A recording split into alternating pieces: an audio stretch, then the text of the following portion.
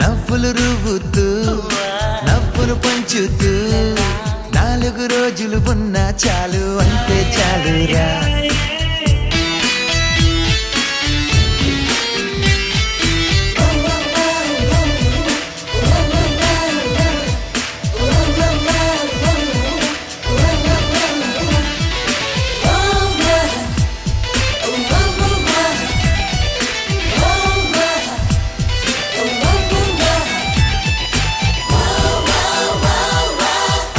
పండుని పొందాలి అంతా ఆనందం అందిన వెంటనే పంచాలి